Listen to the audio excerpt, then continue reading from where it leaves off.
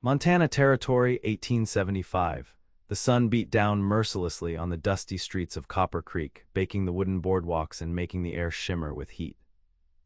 At 24, Rhett Garrison was already well acquainted with the harshness of frontier life. He'd learned early that a man survived by keeping his gun loaded, his mouth shut, and his heart guarded. The West didn't care for dreamers or romantics. It chewed them up and spat out their sun-bleached bones without ceremony. Rhett adjusted his hat against the glare as he dismounted from his chestnut gelding outside the general store. His lean frame moved with the easy grace of a man who'd spent most of his life in a saddle, though there was a tightness to his shoulders that spoke of wariness. His face, though youthful, carried the weathered look of someone who'd seen things that had aged him beyond his years. His clean-shaven jaw was strong, his eyes the color of a summer storm, gray with hints of blue that darkened when his mood turned. For 6 years, he'd ridden with the cattle drives, defended homesteads against raiders, and learned that the only thing reliable in this untamed land was the weight of his colt at his hip. People were temporary here one day, gone the next, whether by choice or circumstance.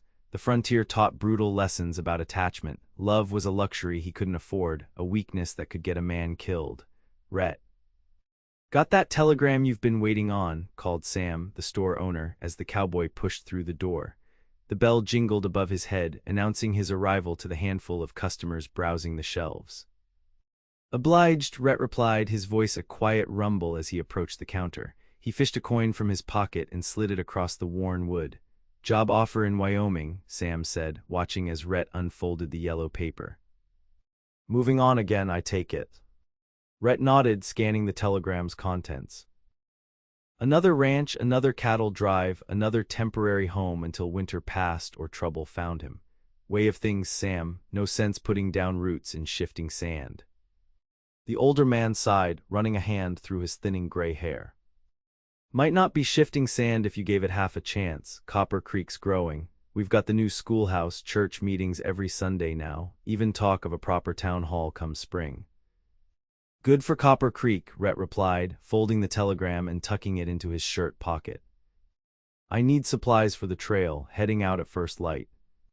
Sam shook his head but began gathering the items Rhett pointed to: coffee, beans, ammunition, hardtack. As he worked, he continued, "You know, my Eliza and I came west when this was nothing but wilderness and hope. 30 years we've been here, through Indian raids, droughts, and blizzards that would freeze a man's soul. Not saying it was easy, but we built something together. That counts for something." "Different times," Rhett said simply. "Different man. Different choices, more like." Sam paused, weathered hands resting on a sack of coffee beans. "Lucy Phillips is hosting a social tonight, seeing her daughter off to that fancy Eastern school. Half the territory will be there. Might do you good to remember there's more to life than dusty trails and strange bedfellows." Rhett's expression remained neutral, but his jaw tightened almost imperceptibly. "Need to prepare for the ride. Long journey ahead." Sam pushed the supplies across the counter with a knowing look. "Always is with you, isn't it?" Later that evening, Rhett sat alone in his rented room above the livery stable, his possessions already packed into his saddlebags. 6 months in Copper Creek had been longer than he usually stayed in one place. The ranch work had been steady, the pay fair, but the familiar itch had returned. The need to move before familiarity bred the kind of connections that inevitably led to pain.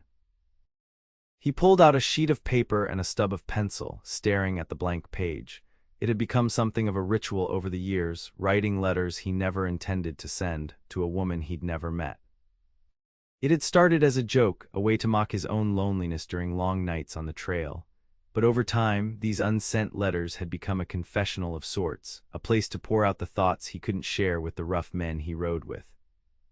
April 14, 1875, to a woman I'll never know. "I'm leaving Copper Creek tomorrow. Nothing dramatic, no showdown at high noon, no scorned woman crying at the door, just moving on as always. The foreman offered steady work through winter, but we both knew I wouldn't take it. Can't explain why exactly, except that staying feels like drowning inch by inch." Sam at the general store talks about roots and building something that lasts. I watch the settlers come in with their wagons full of furniture and children, eyes bright with the promise of land and possibility. They don't understand yet that the territory takes more than it gives. They'll learn, or they'll die, or worse, they'll endure and be hollowed out by it, like dried gourds rattling in the wind. I dream sometimes of a different life. A porch with a chair that knows the shape of me. Maybe someone waiting when I return at day's end. But dreams are dangerous out here. Better to keep moving, to outride the ghosts, to leave before leaving becomes desertion. If you existed, would you understand? Or would you be like the town women who look at my kind with either fear or calculation? We're good enough for protection or a tumble, but not for building futures. Perhaps that's fair. What future can a man offer when he carries nothing but his gun and the dust of too many miles? This will be my last night in a proper bed for weeks. Wyoming's waiting, with its endless sky and new faces that will blur like all the rest. Sometimes I wonder what I'm chasing, or what's chasing me. Maybe it's the same thing in the end, a passing shad. Rhett folded the letter and slipped it into his pocket rather than his saddlebag where the others were kept. Tomorrow he would crumple it and toss it away, as he always did. But tonight he would keep it close, a strange comfort in its honesty. Distant music drifted up from the direction of the Phillips homestead. The social would be in full swing now, lanterns hanging from tree branches, girls in their Sunday best, punch and cake and hopeful conversation. For a moment, Rhett considered going, one last night of civilization before the long ride north. Instead, he cleaned his gun by lamplight and tried not to think about what it might be like to belong somewhere, to someone. Dawn broke cold and clear, the streets of Copper Creek still quiet as Rhett led his horse from the stable. He'd paid his bill the night before and left a generous tip for the stable boy who'd always made sure his gelding had extra oats. No goodbyes necessary, that was the cowboy way. As he rode past the general store, Sam stepped out onto the boardwalk, a parcel in his hands. Rhett considered spurring his horse onward, avoiding the inevitable lecture about settling down, but something in the older man's expression made him rein in. "Thought you might need this on the trail," Sam said, holding up the package. "Some of Eliza's jerky and a few of those peppermint sticks you favor." Rhett's expression softened slightly as he took the offered bundle. "That's mighty kind. Please thank Mrs. Sam for me. She says to tell you there'll always be a place at our table if you find yourself back this way." Sam squinted up at him, morning sun highlighting the deep lines around his eyes. "You sure about this, son? Callahan's offering good wages for the cattle drive to Fort Collins next month. Said he'd rather have you than 3 average hands." "Already gave my word to the outfit in Wyoming," Rhett replied, securing the package to his saddlebag. As he did, the letter from the previous night fell from his pocket, landing in the street's dust. Sam bent to retrieve it before Rhett could dismount. "Dropping your mail," he said, glancing at the folded paper. "Want me to post it for you?" "Next eastbound stage isn't until Friday, but I can hold it." Rhett reached for the letter, then hesitated. 6 years of writing words that would never be read, confessions to no one. What was the point of it? "Actually," he said slowly, "if you wouldn't mind, it's not urgent." Sam nodded, tucking the letter into his apron pocket. "I'll see to it. Safe travels, Rhett. Hope you find what you're looking for out there."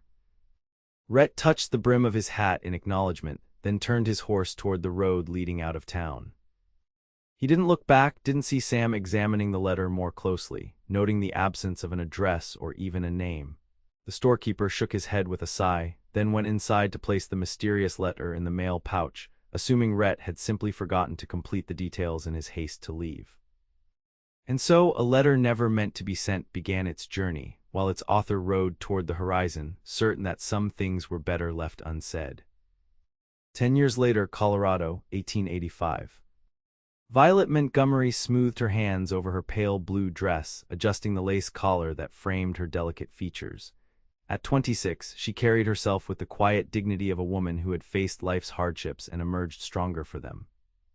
Her chestnut hair, pinned in a practical but becoming style, caught the morning light streaming through the schoolhouse windows as she arranged books on the shelves. It was her 3rd year teaching in Silverton, a mining town nestled high in the San Juan Mountains.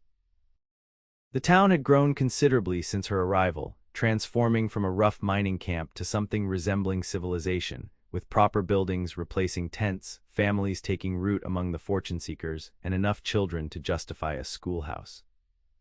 "Miss Montgomery, these came for you," called a voice from the doorway.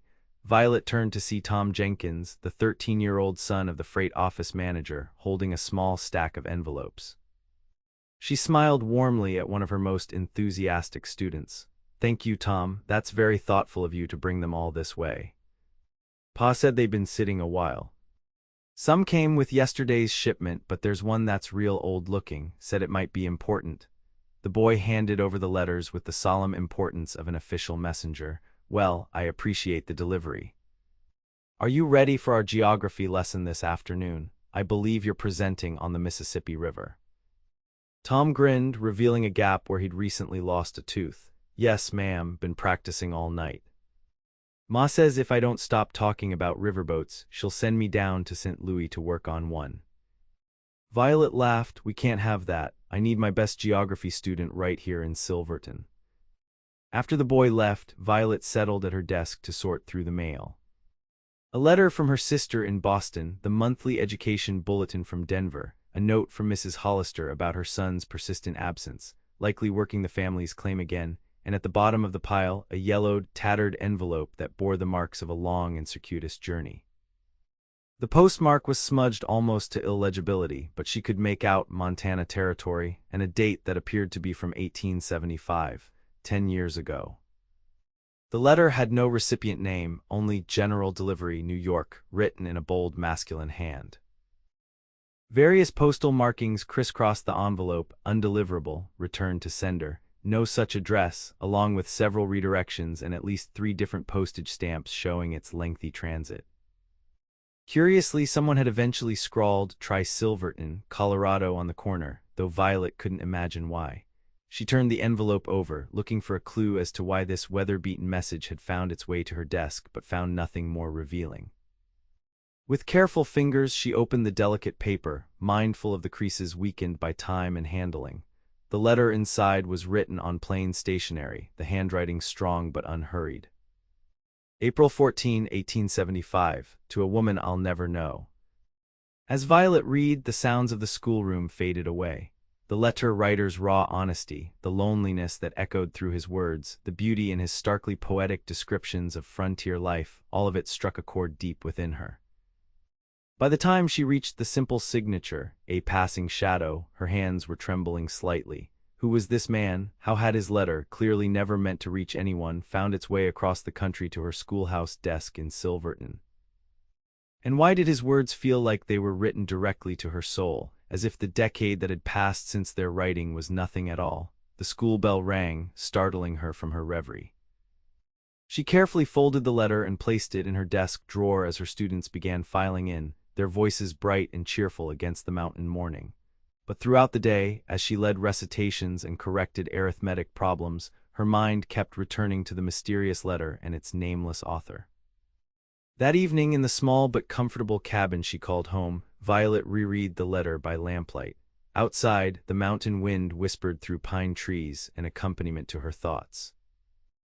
The letter had touched something in her that she'd worked hard to bury since arriving in Silverton, a sense of rootlessness, of not quite belonging despite the community's warm embrace.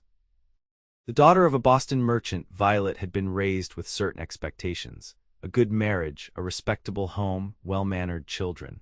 But the influenza epidemic of 1879 had taken her parents and younger brother in a single devastating week, leaving her and her older sister Margaret alone in the world. Margaret had married quickly afterward, a family friend, solid and dependable, but Violet had found herself unable to follow the same path. Instead, she had taken her teaching certificate and traveled west, seeking something she couldn't quite name.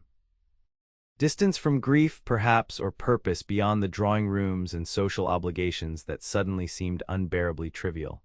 In Silverton, she had found meaningful work and respect, if not the sense of home she secretly longed for. And now this letter, this voice from the past speaking of the very restlessness she understood too well. The irony wasn't lost on her, that she, who had journeyed west seeking connection, would be moved by words from a man who rode ever onward to avoid it. Violet reached for paper and pen, then hesitated. What was she thinking? The letter was a decade old, written by a nameless drifter who was likely long gone from Montana, perhaps no longer even among the living. And yet, April 18, 1885, to a shadow who once passed through Montana. Your letter, never meant for delivery, has somehow found its way to my desk in a Colorado mining town, 10 years after you wrote it. I cannot explain the miracle or mistake that brought your words to me, but having read them, I find I cannot simply file them away unacknowledged. You wrote of the territory taking more than it gives, of settlers with eyes bright with promise who don't yet understand the cost. I came west from Boston 6 years ago, after death took my family and left me unmoored from everything familiar. Perhaps I was one of those settlers you described, though I brought only books and determination rather than furniture and children. The mountains have indeed taken much, my eastern sensibilities, my certainty about the future, my belief that civilization is anything but a thin veneer we maintain through collective determination. But they have given me something too. Perspective, purpose, and the daily miracle of watching children's minds unfold like spring flowers after the snow retreats. You spoke of dreams being dangerous, of the futility of putting down roots in shifting sand. Perhaps that is true for a man always moving on. Yet even here, where avalanches can reshape the landscape overnight and minds collapse without warning, people still build. They marry, bear children, plant gardens that may be buried under snow 8 months of the year. Is it foolishness or courage? I used to know the answer with certainty. Now, like you, I find myself wondering what I'm chasing or what's chasing me. I realize the absurdity of responding to a letter never meant to be received, written by someone whose name I don't know, who has surely moved well beyond the moment of writing it. Yet your words found me across time and distance, so perhaps you'll forgive the impropriety of my response. Wherever you are, whatever horizon you've ridden toward, I hope you found something worth stopping for, if only briefly. A schoolteacher in Silverton. P.S. If by some strange chance this reaches you and you wish to write again, you may address your letter to the schoolteacher, Silverton, Colorado. Our town is small enough that it will find me. Violet stared at her words for a long moment before folding the paper carefully. This was madness, of course. The chances of her response reaching the letter's author were infinitesimal. Even if by some miracle it did, what then? She was responding to a moment in time, a stranger's fleeting thoughts penned a decade ago, and yet she could not deny the connection she'd felt to those words, to the man behind them. In a life where she'd struggled to belong, finding unexpected kinship in a weathered letter seemed significant somehow. The next morning, she posted her reply, feeling equal parts foolish and exhilarated as she handed it to the postmaster. "No name on this, Miss Montgomery?" he asked, adjusting his spectacles to examine the envelope. "It's a special circumstance," she explained, feeling heat rise in her cheeks. "I'm attempting to return correspondence to someone who wrote me long ago." The postmaster nodded, though his expression suggested he found the situation unusual. "I'll send it on with tomorrow's mail coach. Though without a proper name or address, I can't promise anything." "I understand," Violet said, already regretting her impulsiveness. "Thank you." As she walked to the schoolhouse, the spring air crisp with lingering snow from the surrounding peaks, Violet told herself to forget the letter. It was a momentary flight of fancy, nothing more. She had her students to focus on, lessons to plan, a life to live in the present rather than chasing ghosts from the past. But that night and many nights thereafter, she found herself wondering about the cowboy who'd written so eloquently of loneliness on the frontier. Had he found peace in Wyoming? Had he continued his nomadic existence, or had he finally discovered something worth stopping for? And why, after all these years, had his words found their way to her? Wyoming, 1885. Rhett Garrison wiped sweat from his brow, squinting against the harsh summer sun as he surveyed the fence line. At 34, he still moved with the easy grace that had marked him as a younger man, though the decade had added character to his features. Laugh lines at the corners of his eyes, a permanent furrow between his brows from years of scanning horizons, and a short beard, neatly kept but flecked with early gray. The years had changed more than his appearance. The restless drifter had, somewhat to his own surprise, become a man with property and responsibilities. The Double G Ranch sprawled across a verdant valley in northern Wyoming, modest compared to some of the cattle empires that dominated the territory, but substantial enough to employ a dozen hands and turn a respectable profit. "Posts look good on the north section," called Hank, his foreman, riding up alongside. "Boys are almost done with that stretch near the creek." "Any sign of those strays Carson reported?" Rhett asked, turning his attention to the older man who had become something of a mentor over the years. Found 3 of them mixed in with the Tucker herd, still missing 4 head, Jacobs tracking them toward the ridge. Rhett nodded, calculating the loss against the season's profits. Have him check that western pass. Cattle always seem to find their way there when the lupin blooms. Will do, boss, Hank replied with the hint of a smile. Even after 5 years, the word boss seemed to amuse him when directed at Rhett. He'd known him as a hired hand first, one of the countless drifters who passed through ranches for seasonal work, skilled but uncommitted. No one had been more surprised than Hank when Rhett had not only stayed through that first winter, but had used his savings to buy into the struggling ranch when old man Griffin had taken ill. By the time Griffin passed 2 years later, Rhett was running the operation, eventually purchasing the remaining share from Griffin's eastern relatives who had no interest in frontier ranching. Mail came while you were checking the east pasture, Hank added, reaching into his saddlebag. Got that order confirmation from Denver, couple letters from those cattle buyers in Cheyenne, and something strange. He handed over a packet wrapped in oilskin. Strange how? Rhett took the bundle, untying the leather cord that bound it. Postmaster said it came with a note. Been bouncing around for months trying to find you. Started as a general delivery to Montana Territory. Made its way through half a dozen towns before someone in Copper Creek recognized your name and redirected it here. Copper Creek, Rhett hadn't thought of that place in years. He'd spent 6 months there a decade ago, one stop among many during his wandering years. What business could possibly have followed him from there after all this time? He unwrapped the oilskin to find 2 letters. The first was unfamiliar, good quality paper, feminine handwriting, postmarked from Colorado earlier that year. The second made his breath catch in his throat. Yellowed with age, creased and stamped with multiple postal markings, it was unmistakably one of the letters he'd written years ago during lonely nights on the trail.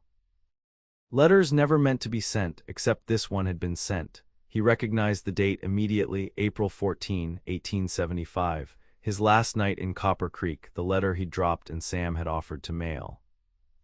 The letter with no recipient, no address, just words poured out to an imaginary woman who might understand the restlessness that drove him.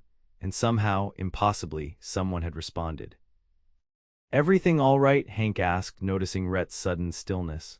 Rhett cleared his throat, tucking both letters into his shirt pocket. Fine, just unexpected business. I'll see to these fence posts and be back for supper. Hank nodded, tactful enough not to press further. Laura's making that venison stew you like. Don't be late or the hands will leave nothing but bread crusts. As the foreman rode away, Rhett remained motionless, his hand resting over the pocket containing the letters. It was hours before sunset and the fence inspection could wait. Finding a shady spot beneath a cottonwood tree near the creek, he dismounted and settled with his back against the gnarled trunk. For a long moment he simply held the letters, marveling at the journey his words had taken without him. 10 years, a decade of changes he could never have imagined when he wrote those lonely confessions. The young cowboy who believed the frontier offered nothing but temporary connections would hardly recognize the man he'd become, a landowner with permanent ties to people and place, a man who had finally stopped running long enough to build something. He opened the older letter first, his own words strange and familiar all at once. The raw loneliness in them struck him now, the certainty that nothing lasted, that attachment was a weakness rather than strength. He'd believed those things once, as surely as he believed in the weight of his gun or the coming of winter. When had that changed? Perhaps it had started with old man Griffin offering him a share in the ranch, seeing something in the drifter that Rhett himself hadn't recognized. Or maybe it was later when he'd stood at Griffin's grave and realized he was mourning not just a business partner but a friend, a father figure who had trusted him when he'd given no one reason to. Somewhere along the way, the roots he'd been so certain would strangle him had instead become an anchor in a world that still spun with uncertainty. With a deep breath, he opened the second letter, the response from a stranger who had somehow received words never meant for delivery. To a shadow who once passed through Montana. The schoolteacher's elegant script flowed across the page, her words thoughtful and direct. As he read, Rhett found himself smiling at her observations about settlers and mountains, the way she spoke of purpose found in watching children learn. There was something quietly compelling about her voice on the page, a blend of Eastern refinement and frontier practicality, vulnerability and strength. When he reached her closing question, wondering whether building a life in such harsh country was foolishness or courage, he found himself considering his own journey from drifter to rancher. The man who wrote that letter from Copper Creek would have called it foolishness without hesitation. The man reading it now beneath a cottonwood tree on his own land wasn't so certain. Wherever you are, whatever horizon you've ridden toward, I hope you've found something worth stopping for, if only briefly. Rhett read that line twice, struck by its simple grace. He had found something worth stopping for, not briefly, but for years now. The realization settled over him like the afternoon sunlight filtering through the leaves above. He folded both letters carefully, tucking them back into his pocket as he considered what to do next. The proper thing, perhaps, would be to let it rest. The schoolteacher had responded to a ghost, a decade-old moment from a man who no longer existed in the same form. Any response now would be an intrusion, an unexpected complication in her life, and yet she had invited precisely that with her postscript. If by some strange chance this reaches you and you wish to write again, you may address your letter to the schoolteacher, Silverton, Colorado. That night, after the hands had retired to the bunkhouse and the ranch house stood quiet under a canopy of stars, Rhett sat at his desk with pen and paper. The words came slowly at first, then with increasing certainty as he bridged the gap between the man he had been and the man he had become. May 12, 1885. To the schoolteacher of Silverton. Your letter found me in Wyoming, where I've been for the past 7 years, the last 5 as owner of a cattle ranch that keeps me busy enough to forget most days how unlikely my path has been. When I wrote those words you received, I was indeed passing through Montana, one stop among many for a man who believed staying meant drowning. I confess I have no memory of sending that letter. It was one of many I wrote during lonely nights, thoughts never meant for anyone's eyes but my own. A strange confessional habit I developed on the trail. I must have accidentally sent it that final morning in Copper Creek, a town I haven't thought of in years but can suddenly recall with perfect clarity. You asked whether building a life in harsh country is foolishness or courage. 10 years ago I would have said foolishness without hesitation. Today I might call it both. There is foolishness in believing we can tame this land, in thinking our fences and foundations will outlast the next flood or fire. But there is courage too in planting anyway, in loving anyway, in building something you know may not endure but is worthwhile for the time it stands. You wrote of coming west after losing your family, of bringing books and determination rather than furniture and children. I admire that. It takes a particular kind of strength to seek meaning rather than escape, especially after such loss. I suspect your students are fortunate to have a teacher who understands that learning is about more than memorization and recitation. It seems impossible that words written in solitude a decade ago could create a connection now, across such distance of both miles and years. Yet here we are. Perhaps there is something fitting about a letter that wandered homeless for 10 years finding its way to someone who understands the search for belonging. If you wish to write again, you may direct your letter to Rhett Garrison, Double G Ranch, Clearwater, Wyoming Territory. If not, please know that your response to words I never expected anyone to read has been a most welcome surprise, and I thank you for it. No longer just a passing shadow. He sealed the letter before he could reconsider, addressing it as she had instructed. In the morning, he would send it with the ranch hand traveling to town for supplies, setting in motion another unlikely journey across the frontier. As Rhett extinguished the lamp and prepared for bed, he found himself wondering about the schoolteacher in Silverton. What did she look like? What had brought her to a mining town in the Colorado mountains? Would she be surprised to receive a response after so many months had passed? For the first time in years, he felt the stirrings of curiosity about a world beyond his fence lines and cattle herds. It was an unexpected sensation, like discovering a forgotten trail that might lead somewhere worth exploring. Summer unfolded across the Colorado mountains, painting alpine meadows with wildflowers and warming the clear streams that tumbled down from snow-capped peaks. In Silverton, the mining operations continued at full capacity, bringing new faces to town each month as silver and gold fever drove men westward. Violet had long since given up hope of receiving a response to her impulsive letter. The school term had ended, and she had taken on the responsibility of running a summer reading program for the children who remained in town while their fathers worked the mines. The work kept her hands busy while her mind occasionally wandered to the mysterious letter writer from Montana Territory. It was a particularly warm afternoon in late June when Tom Jenkins burst into the library room at the back of the schoolhouse, waving an envelope with the important air that only a 13-year-old boy entrusted with an adult responsibility can muster. Miss Montgomery, a letter came for the schoolteacher of Silverton on today's stage. Pa said it must be for you since Miss Winters left for Denver and ain't coming back. Violet looked up from the book she was cataloging, her heart skipping a beat at the boy's words. She accepted the envelope with what she hoped appeared to be casual interest rather than the flutter of anticipation she actually felt. Thank you, Tom, that was very thoughtful. She examined the envelope, noting the Wyoming postmark and the strong, confident handwriting that addressed it exactly as she had suggested in her letter. Is it important? Pa said it must be since it's got no proper name but still found its way here. Tom leaned against her desk, making no move to leave. Violet smiled, tucking the letter into her desk drawer. I'll need to read it to find out. Now, weren't you helping Billy and the others organize the geography section? With the boy reluctantly returning to his assigned task, Violet tried to focus on her work, but her thoughts kept returning to the drawer containing the letter. It seemed impossible that her response had actually reached the writer after all these months, yet here was evidence that somehow, against all odds, it had. When the reading hour ended and the children dispersed for the day, Violet finally allowed herself to open the mysterious correspondence. The name signed at the bottom leapt out at her immediately, Rhett Garrison. The shadow had a name now and a place, the Double G Ranch in Clearwater, Wyoming. As she read his words, Violet found herself smiling at his description of accidentally sending a letter never meant for delivery, at his thoughtful reflection on foolishness and courage in frontier building. When she reached his observations about her journey west, about seeking meaning rather than escape, she felt a curious warmth spread through her chest. Here was someone who understood, who saw beyond the surface to the heart of her choices. That evening, seated on the small porch of her cabin with a cup of tea, Violet read the letter twice more as the sun set behind the mountains.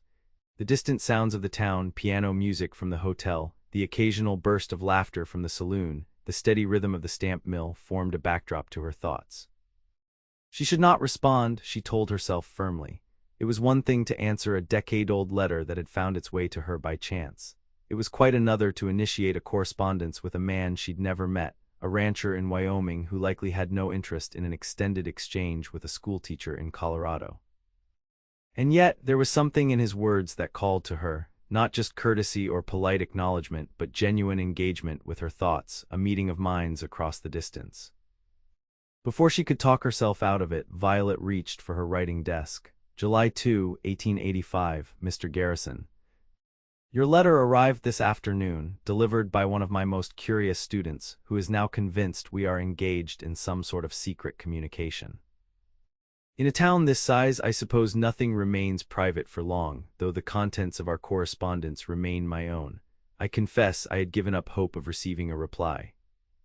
When I wrote to you in April, it seemed like sending words into the void, a fitting response to a letter that had traveled ownerless for a decade. That you not only received my letter but chose to answer it feels like a small miracle, the kind that reminds me that the world holds more possibilities than we sometimes remember. You wrote of foolishness and courage being companions in the act of building a life in this country. I think perhaps that's true of most worthwhile endeavors. Teaching often feels the same, foolish to believe I can shape young minds with nothing but books and determination, courageous to try anyway in a place where practical skills so often outweigh scholarly pursuits in perceived value. I'm intrigued by your journey from wanderer to rancher. What changed for you? Was it a gradual awakening to the possibility of roots, or did some moment of clarity arrive unexpectedly? I hope that's not too forward a question from someone who is still essentially a stranger, but your transformation from the man who wrote that first letter to the one who owns land and responsibilities fascinates me. Silverton is preparing for Independence Day celebrations next week.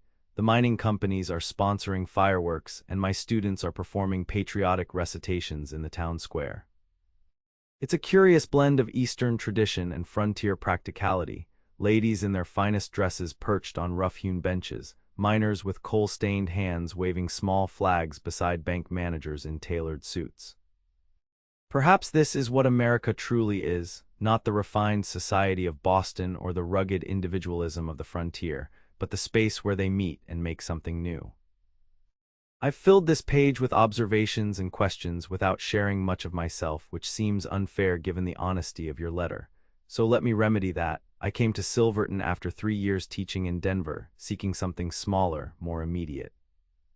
In the city, I was one teacher among many, my students the children of merchants and politicians.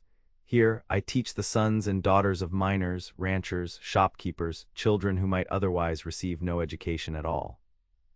There is meaning in that I couldn't find elsewhere, though I sometimes wonder what my parents would think of their Boston-bred daughter living in a one-room cabin in a mining town, with books as her main companions and mountains instead of ballrooms as her evening entertainment.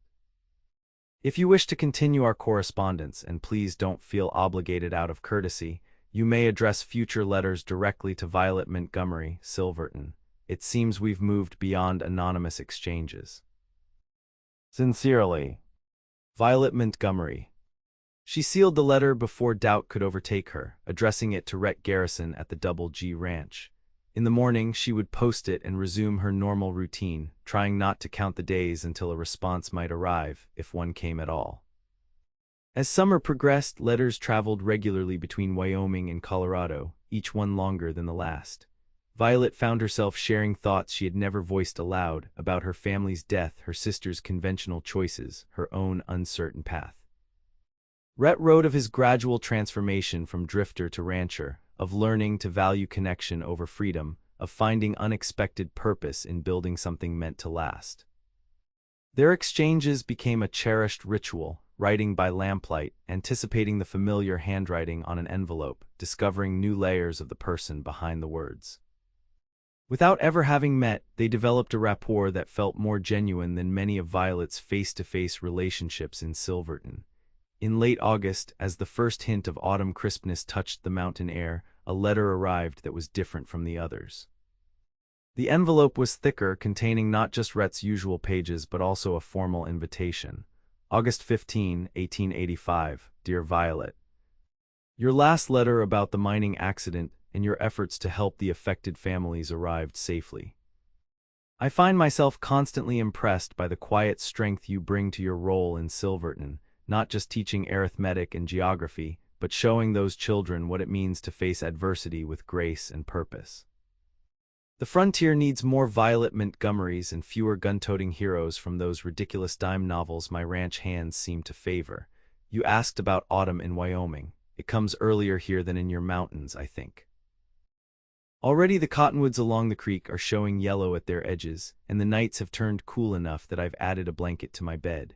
The cattle are growing their winter coats, and the hands have started the fall roundup to bring herds down from the high pastures before the first snow. There's a particular beauty to this season on the ranch, a golden light that makes even ordinary things seem somehow significant. This morning I watched the sun rise over the eastern ridge, painting the valley in shades of amber and rose, and found myself wishing you could see it too.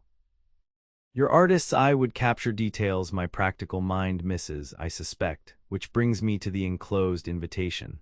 Clearwater is holding its first harvest festival next month, September 2022. The town council, of which I am reluctantly a member, thanks to Hank's nomination when I was away on business, has organized what they promise will be 3 days of autumn celebration and community fellowship. There will be a harvest dance, agricultural displays, food competitions, and various entertainments for the townspeople. I find myself wondering if you might consider attending as my guest. Wyoming in September is worth the journey, I assure you, and the festival would provide a proper social context for what might otherwise seem an unconventional meeting. I've arranged accommodations for you at the home of Mrs. Eleanor Whitfield, the banker's widow who serves as our town's unofficial hostess for respectable female visitors. I understand completely if the distance or your teaching obligations make such a trip impossible, or if you prefer to keep our acquaintance confined to letters rather than risk disappointment in person. But I would be honored by your presence and would ensure your comfort and safety throughout your stay. The stagecoach runs twice weekly from Denver to Clearwater. If you're able to come, simply let me know which day to expect you, and I'll meet the stage personally. Whatever you decide, please know that your letters have become one of the brightest parts of my life here. a connection I value more than I can properly express in writing. Yours sincerely, Rhett. Violet's hands trembled slightly as she read the invitation. Meet in person, the thought was both thrilling and terrifying. What if the easy rapport they'd developed through letters didn't translate to face-to-face conversation? What if she traveled all that way only to discover they had nothing to say to each other without paper and pen between them? And yet, the chance to see Wyoming through Rhett's eyes, to put a voice and presence to the words that had come to mean so much to her, was undeniably tempting. She spent days weighing the decision, discussing it obliquely with her closest friend in Silverton, the doctor's wife Sarah Caldwell, who knew nothing of the letters but understood Violet was considering a journey to visit a family acquaintance in Wyoming. You should absolutely go, Sarah declared over tea in her comfortable parlor. When was the last time you left Silverton? The school term doesn't begin until October this year, so your timing is perfect. It's a considerable journey for a short visit, Violet hedged, stirring her tea thoughtfully. All the more reason to seize the opportunity, Sarah insisted. Life is too short to hesitate when adventure calls. My Henry always says that regret for things not done weighs heavier than regret for things attempted. In the end, it was not Sarah's encouragement, but Rhett's words that decided her.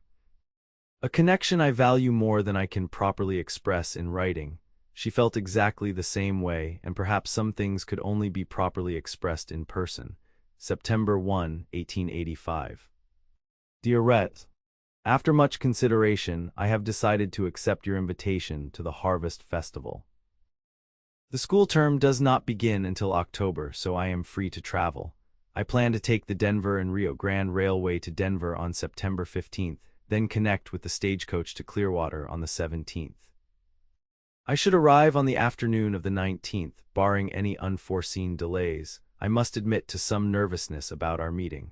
Our correspondence has become deeply meaningful to me, a connection unlike any I've known before.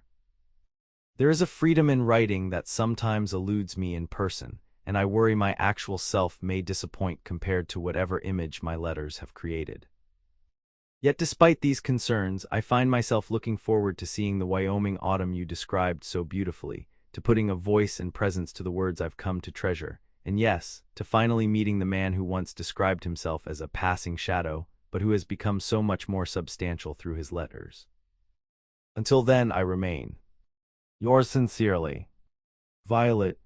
As she prepared for her journey, Violet found herself facing another unexpected dilemma: what to pack for such an occasion. Her practical wardrobe of serviceable dresses and shirtwaists suddenly seemed woefully inadequate for meeting a man with whom she had shared her deepest thoughts, but who had never seen her face. After much deliberation, she withdrew a significant portion of her carefully saved earnings and visited Mrs. Chen, the talented seamstress who had come to Silverton with her merchant husband, and established a reputation for beautiful work that blended Eastern precision with Western practicality. Special occasion, Mrs. Chen asked perceptively, measuring Violet with practiced hands. A harvest festival in Wyoming, Violet replied, feeling heat rise in her cheeks. I'm visiting a friend. Mrs. Chen's dark eyes twinkled with understanding. Male friend, I think. We make something special then, not too fancy for travel, but pretty enough for dancing. She pulled out several fabric samples. This blue match your eyes, very elegant, not too bold. 2 weeks later, Violet boarded the train to Denver with a trunk containing her new dress, a deep blue creation with delicate embroidery at the collar and cuffs, along with her best walking dress, a practical traveling outfit, and all the necessities for a week away from home. As the train pulled away from Silverton, she felt a curious blend of excitement and terror. For better or worse, the schoolteacher and the rancher were about to step out of their letters and into each other's actual lives. Clearwater, Wyoming, September 19, 1885. Rhett adjusted his tie for the third time, uncomfortably aware of how long it had been since he'd worn his good suit. Ranch life rarely called for such formality, but today was different. Today, Violet Montgomery would be arriving on the afternoon stage from Denver, and he wanted to make a favorable first impression. You're fidgeting worse than a schoolboy at his first dance, observed Hank, leaning against the doorframe of Rhett's office with undisguised amusement. Never seen you so worked up over a lady visitor before. Miss Montgomery isn't just any visitor, Rhett replied, giving up on the tie and reaching for his best hat. She's a respected educator from Colorado. And a regular correspondent for months now, Hank added with a knowing look. The boys have a pool going on whether you'll propose before she leaves. Rhett shot him a sharp glance. The boys need to mind their own business. Can't blame them for being curious. 6 years you've run this ranch, and not once have you shown more than passing interest in any of the eligible women in the county. Then suddenly you're exchanging letters with a schoolteacher from Colorado and inviting her to stay at Mrs. Whitfield's for the festival. Hank's weathered face softened. We're just glad to see you taking an interest in something besides cattle and fence posts. Rhett sighed, recognizing the affection behind the teasing. His ranch hands were more like family than employees at this point, for better or worse. It's complicated, he said finally. We've never actually met in person. Our acquaintance began in an unusual way. Love often does, Hank replied simply. Rhett opened his mouth to protest that love had nothing to do with it, then closed it again. He wasn't sure what to call his feelings for Violet. Their correspondence had become the highlight of his weeks, her perspective on life and her quiet courage in the face of hardship inspiring him in ways he hadn't expected. He found himself sharing thoughts with her that he'd never voiced to anyone else, and looking at his world differently through her questions and observations. Was that love, or merely the connection between two kindred spirits who understood the particular loneliness that could exist even in a community? The stage will be here soon, he said instead, checking his pocket watch. I should get to the station. The stagecoach station in Clearwater was a modest building, adjacent to the town's single hotel. As Rhett waited on the platform, he found himself scanning the horizon repeatedly for dust clouds that would signal the stage's approach. Around him, the town bustled with preparations for the festival, which would begin the following day. Bunting and harvest decorations adorned the main street buildings, and farmers from the surrounding countryside were already setting up displays of produce and livestock in the town square. Finally, the distinctive sound of hoofbeats and creaking wheels announced the stage's arrival. Rhett straightened his shoulders and stepped forward as the vehicle rumbled to a stop before the station, dust billowing around it. The driver secured the brake and jumped down to open the door for his passengers. Clearwater Station, end of the line, folks, he called, helping a middle-aged couple descend first. And then she was there, framed in the stagecoach doorway, a slender woman in a practical traveling suit, chestnut hair pinned beneath a modest hat, blue eyes scanning the platform with a blend of curiosity and apprehension. Even dusty from travel and clearly tired, she carried herself with a quiet dignity that matched the voice he'd come to know through her letters. Violet, the name suited her perfectly. She stepped down from the coach with the driver's assistance, then looked directly at Rhett as if she had known exactly where to find him. For a moment, neither of them moved, separated by just a few yards of wooden platform and years of words on paper. Then Rhett stepped forward, removing his hat in a gesture of respect. Miss Montgomery, I'm Rhett Garrison. Welcome to Clearwater. Her smile transformed her face, lighting her eyes and revealing a small dimple in her right cheek that her letters had never mentioned. Mr. Garrison, how wonderful to finally meet you in person. He extended his hand and she placed hers in it. The simple contact, her fingers warm and delicate against his calloused palm, seemed to bridge the distance their letters had spanned for months. I hope your journey wasn't too arduous, he said, suddenly aware of how formal he sounded compared to the openness of his letters. The mountain passes were rather dramatic, she admitted with a small laugh that immediately put him more at ease.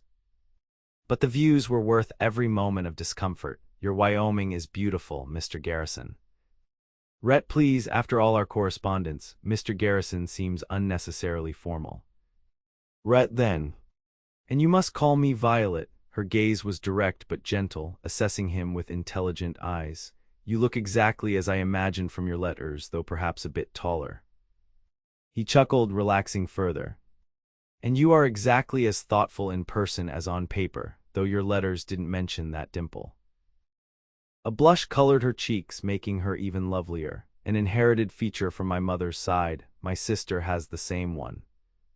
Realizing they were still standing on the platform holding hands, Rhett reluctantly released her fingers. Let me help with your luggage. Mrs. Whitfield is expecting you, and I'm sure you'd like to rest and refresh yourself after your journey. The festival begins tomorrow morning, but I thought perhaps you might join me for dinner this evening. The hotel restaurant is the best in town, not saying much for Clearwater, I'm afraid, but the food is honest. That sounds lovely, Violet replied. I confess I'm eager to continue our conversation without the weeks of waiting between exchanges. As they walked from the station toward the comfortable home where Mrs. Whitfield awaited her guest, Rhett found himself stealing glances at the woman beside him. Violet moved with a grace that belied the frontier setting, but there was nothing delicate or impractical about her. She noted details of the town with genuine interest, asking perceptive questions about its founding and development that revealed her educator's mind. Your letters mentioned you joined the town council, she said as they passed the newly painted town hall. That seems a significant step for someone who once avoided putting down roots. Hank's fault entirely, Rhett replied with a rueful smile. He nominated me while I was away delivering cattle to Fort Laramie. By the time I returned, I'd been elected unopposed. Apparently, the fact that I can read contracts without moving my lips and do sums in my head makes me overqualified for local government.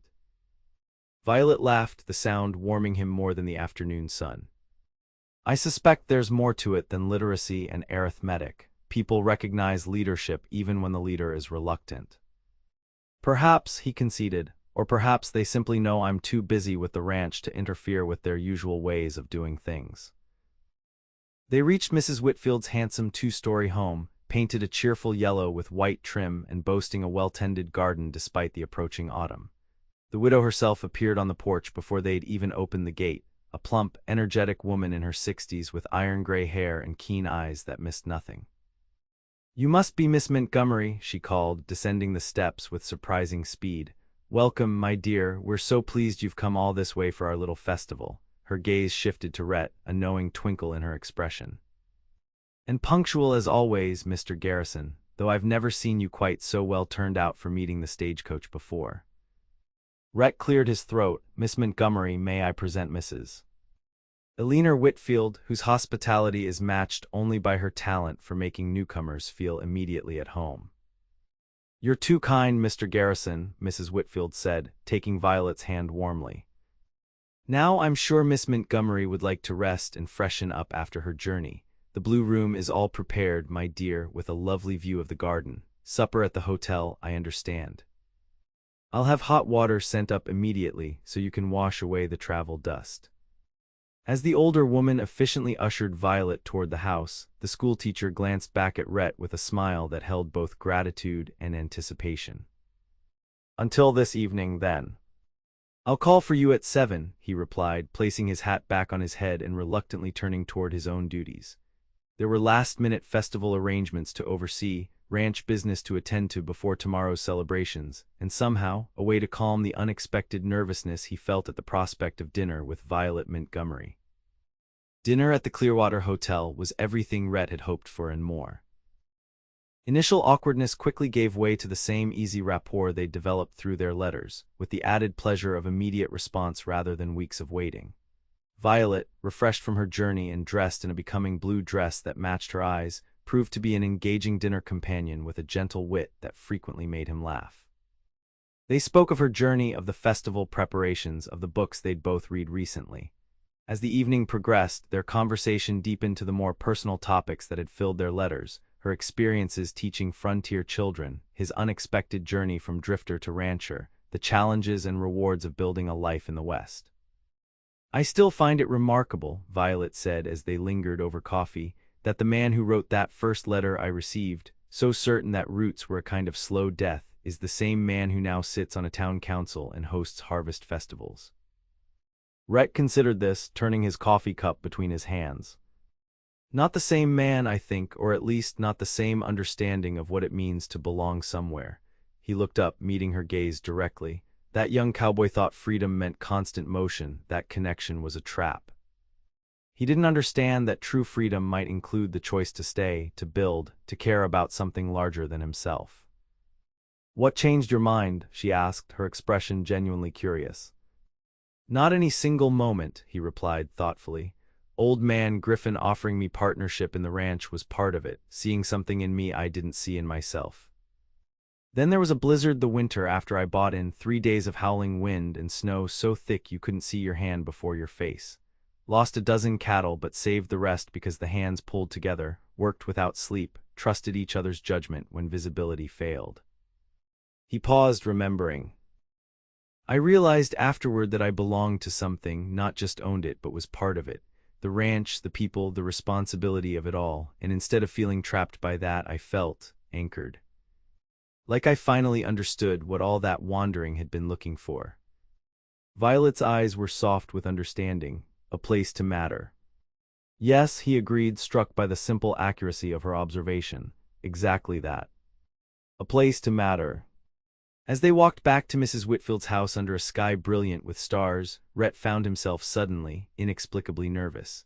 The evening had been perfect, better than he'd dared hope, but now came the awkward moment of parting, with all its unspoken questions about what tomorrow might bring. At the gate to the widow's garden, they paused. Violet looked up at the stars, her profile illuminated by moonlight, and Rhett thought she had never seemed lovelier. "Thank you for dinner," she said softly, turning back to him. "And for inviting me to your festival. Already I can see why you chose to make your home here." "I'm glad you came," he replied, his voice low in the quiet night. "Tomorrow I'd like to show you the ranch if you're interested. It's not far from town, and the view from the ridge behind the house is worth the ride." "I'd like that very much," she said with a smile that made his heart quicken. "Good night, Rhett."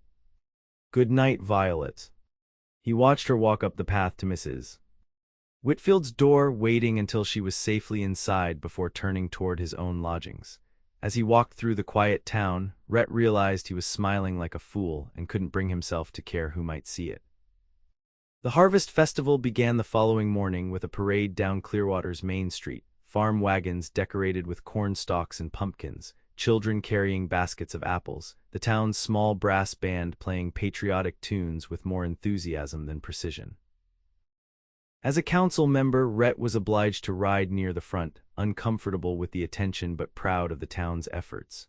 From his position on horseback, he spotted Violet among the spectators, standing beside Mrs. Whitfield on the boardwalk. She wore a pretty green day dress and a wide-brimmed hat that shaded her face from the morning sun, and when she caught sight of him, her smile was bright enough to outshine the autumn sunshine. After the parade, the festival proper began in the town square and adjacent fields. Farmers displayed their produce and livestock, craftspeople sold handmade goods from wooden stalls, and various competitions, from pie baking to horseshoe throwing, provided entertainment throughout the day. Children ran between attractions with the boundless energy of youth, and the community spirit that had drawn Rhett to Clearwater was on full display.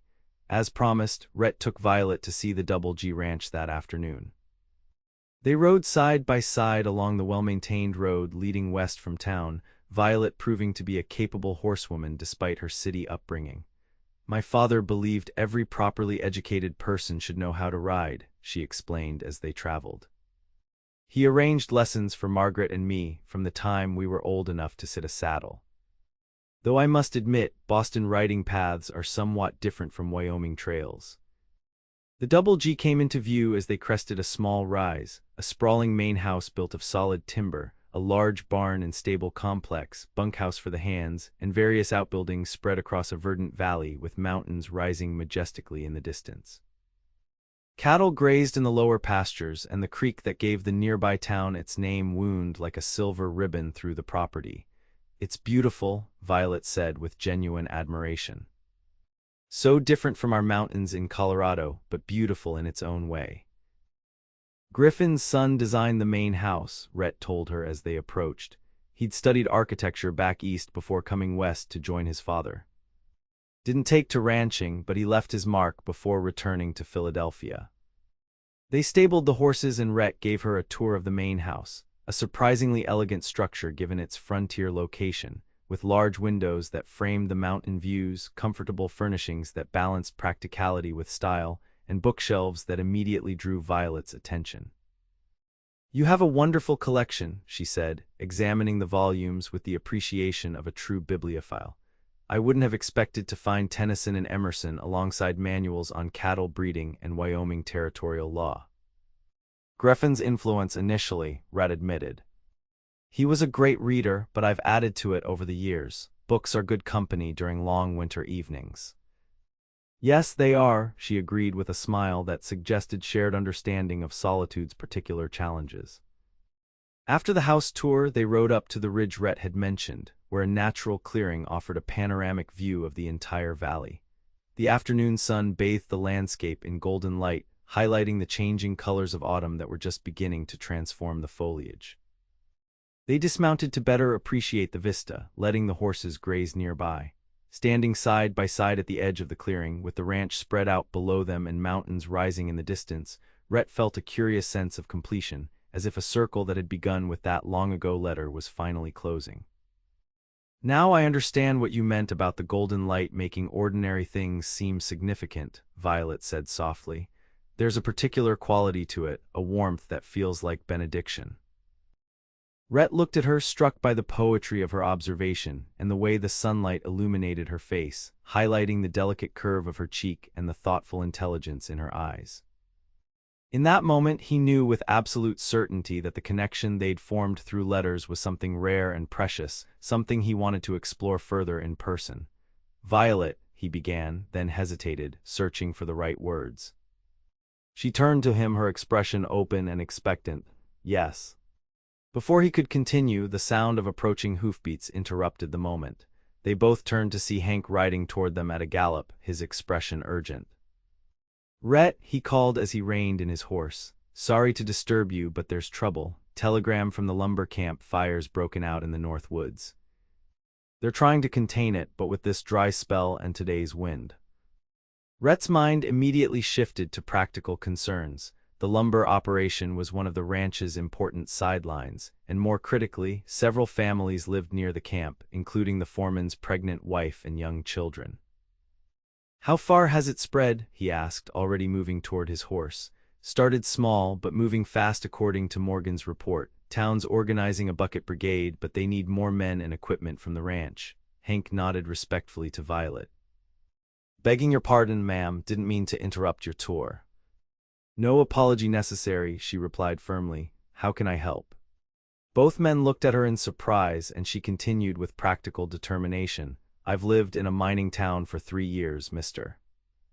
Hank. I'm no stranger to emergencies. If people are in danger, standing aside isn't in my nature." Rhett felt a surge of admiration for her, even as concern for her safety warred with the urgent need to address the fire. "It could be dangerous, Violet." "Most worthwhile things are," she replied, mounting her horse with smooth efficiency.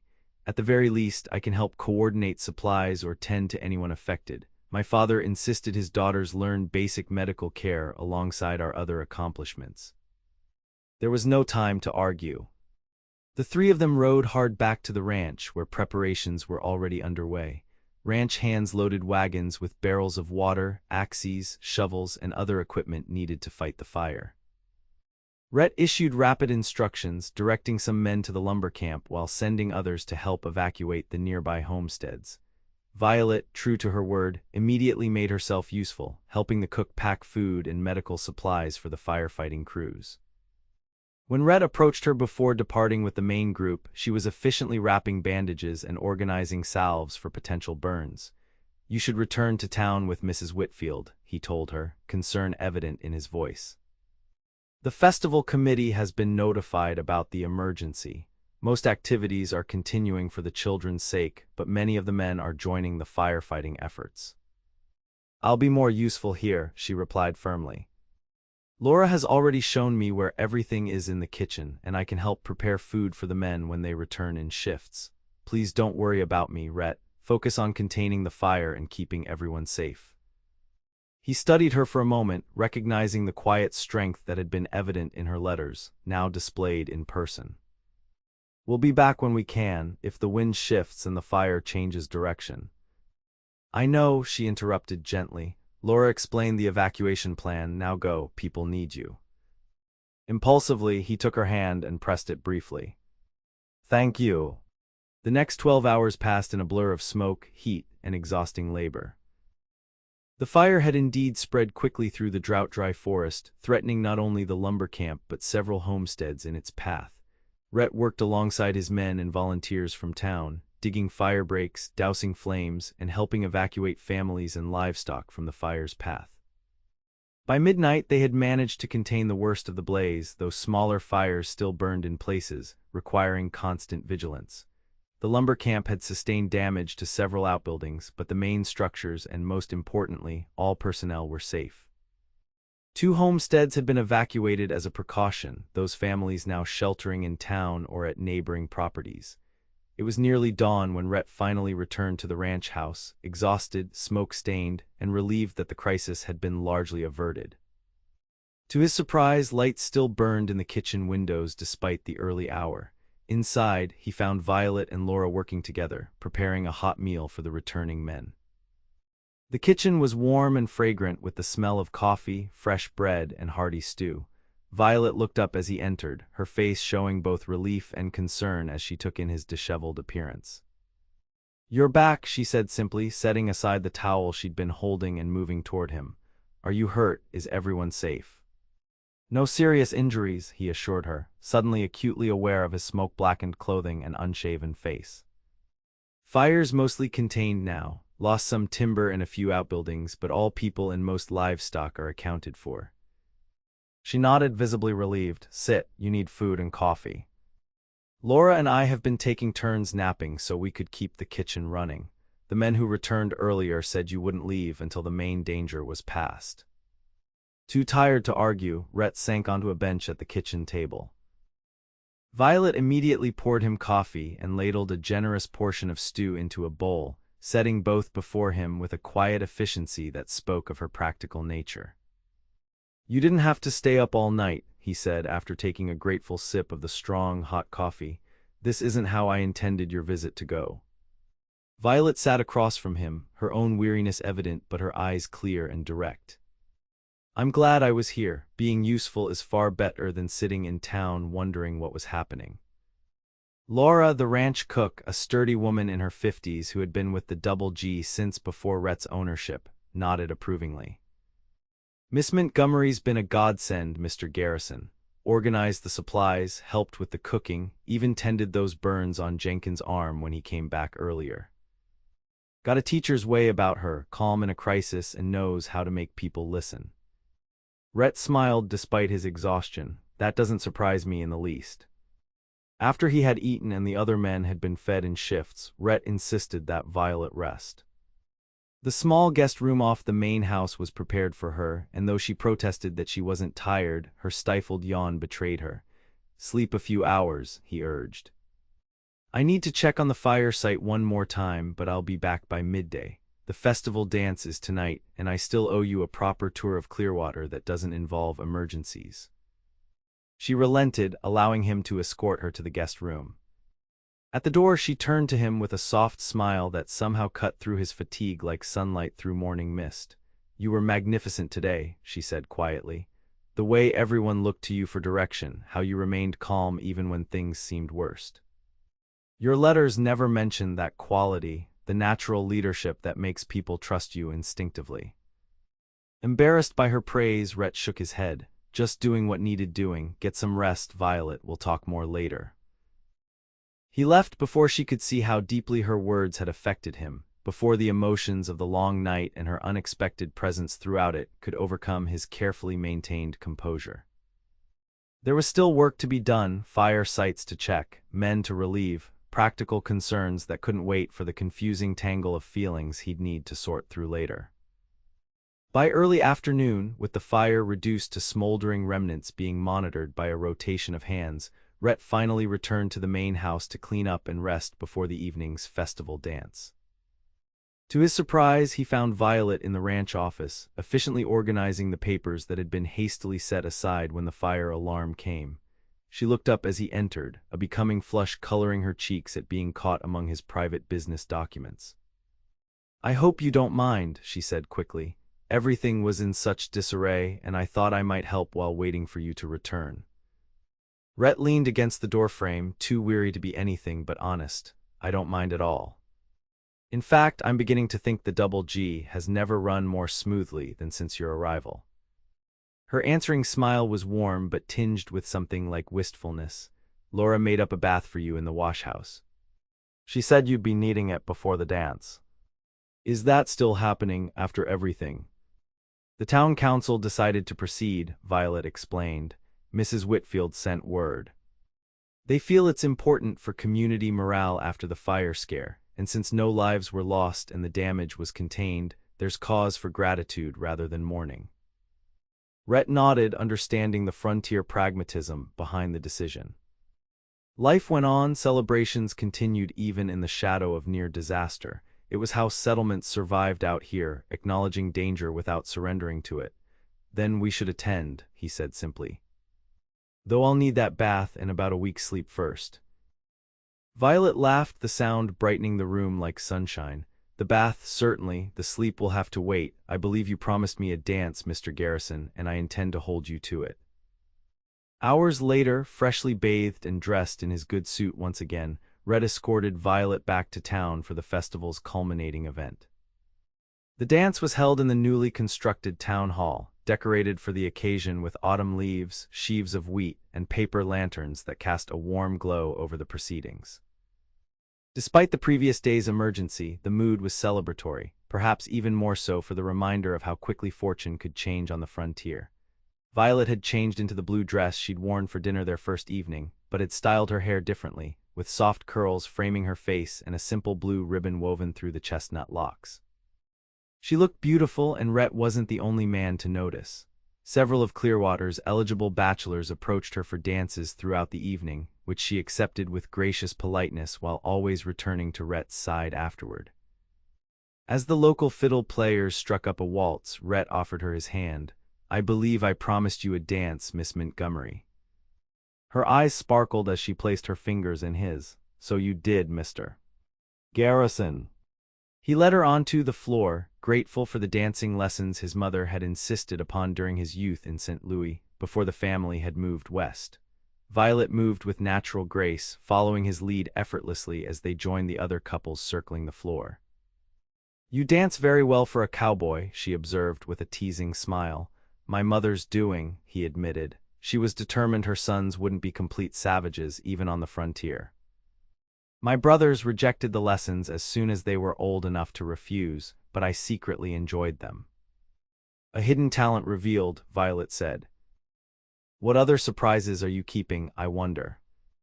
The waltz gave them a rare moment of privacy amid the crowd, their conversation covered by music and the general hum of festivities. Rhett found himself studying her face in the lantern light, memorizing details he wanted to keep. The exact shade of her eyes, the way her smile began at one corner of her mouth before blooming fully, the determined set of her chin that spoke of quiet strength.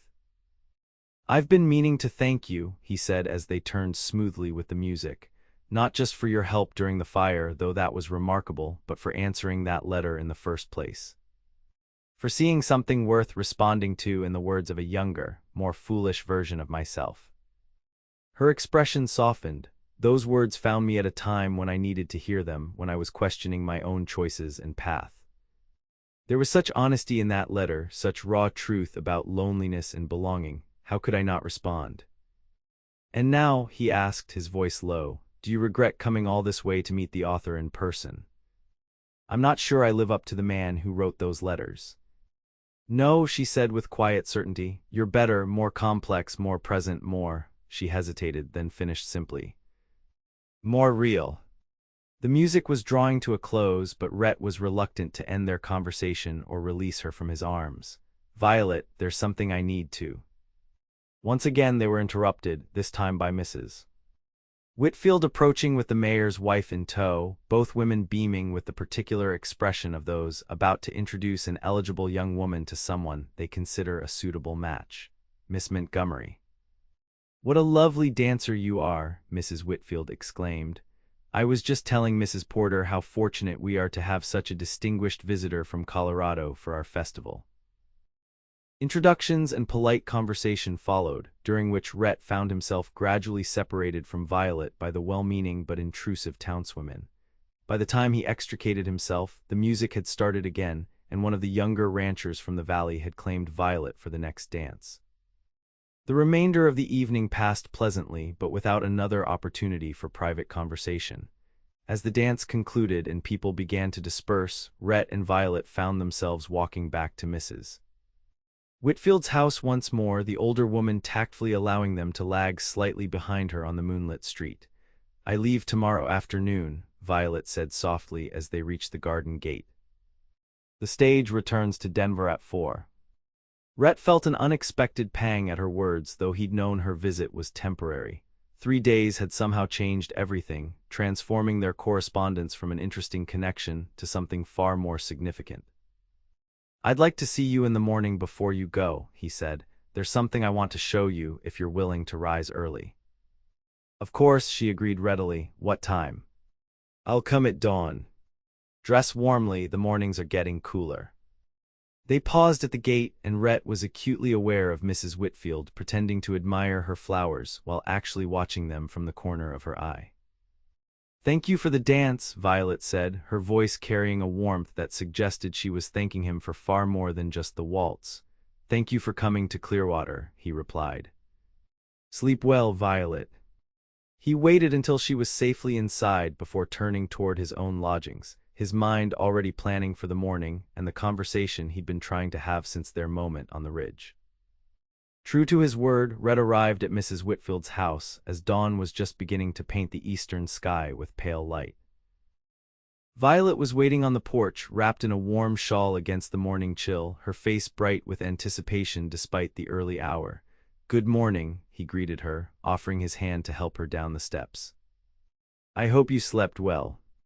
"Well enough," she replied with a smile that suggested her thoughts might have kept her awake as much as his had done to him. "Where are we going so early?" "You'll see," he said, leading her to where 2 horses waited.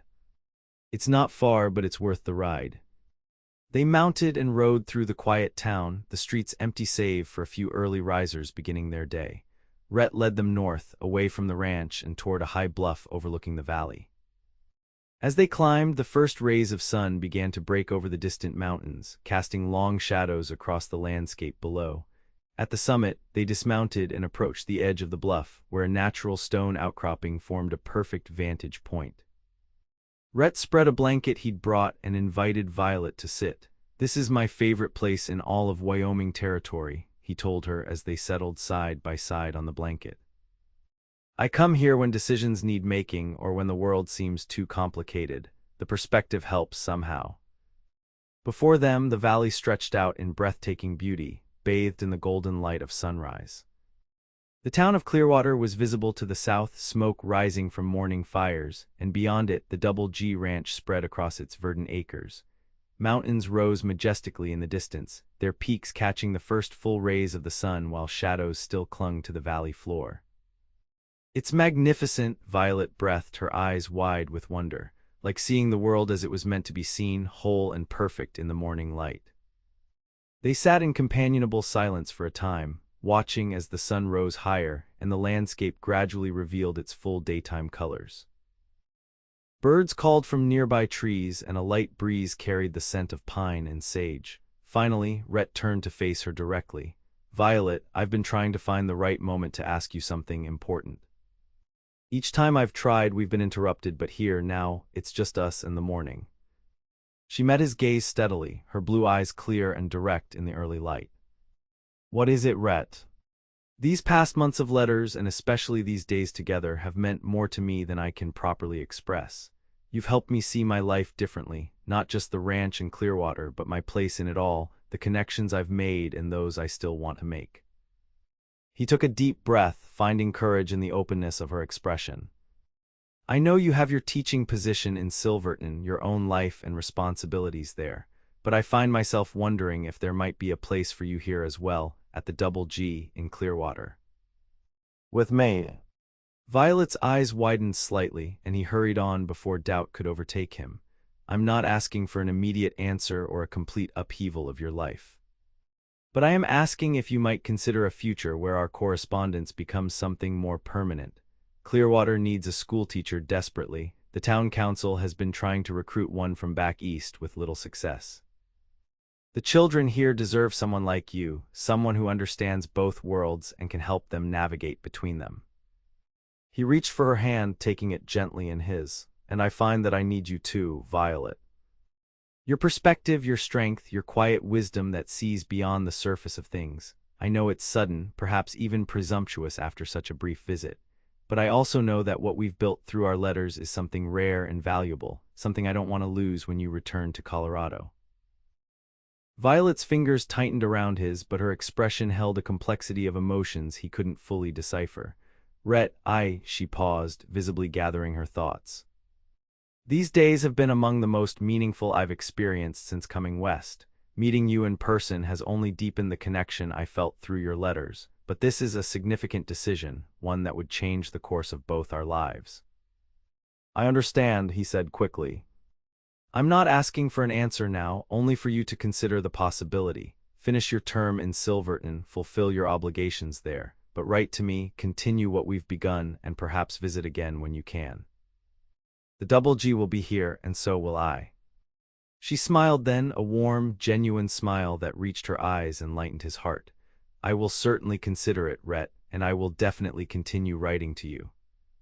These past days have shown me that what began with a lost letter has grown into something I treasure too deeply to set aside. Relief and hope filled him in equal measure. It wasn't a yes, but neither was it a rejection. It was a beginning, an opening, a path forward that might lead where he increasingly hoped it would. That's all I can ask for now, he said, bringing her hand to his lips and pressing a gentle kiss to her fingers. Though I warn you, Mrs. Whitfield and half the town are already planning our wedding in their minds. The festival dance confirmed their suspicions that the confirmed bachelor rancher has finally met his match. Violet laughed, the sound carrying across the open landscape. Mrs. Whitfield did mention something about how lovely the church looks decorated for autumn ceremonies. I thought she was simply making conversation at the time. Their eyes met, and the humor of the moment gave way to something deeper, more significant. Without conscious thought, Rhett leaned toward her, drawn by a connection that had begun with written words but had evolved into something far more tangible. Their first kiss was gentle, a question as much as an affirmation. When Violet responded, her hand coming up to rest lightly against his cheek, Rhett felt as if something long unresolved had finally found its answer. They parted slowly, their faces still close, sharing breath and the newfound knowledge of each other. I've been wanting to do that since you stepped down from the stagecoach, he admitted softly. I've been hoping you would since our dance last night, she replied with a smile that made his heart race. The sun had fully risen now, bathing them in the golden light of a Wyoming morning. Below in the valley, Clearwater was coming to life, a town that had somehow, against all odds, become home. And beside him sat a woman who had traveled across states and territories because of a letter never meant to be sent, forming a connection neither of them had expected but both now cherished. We should head back, Rhett said eventually, though reluctantly. You need to prepare for your journey, and I have a ranch to run.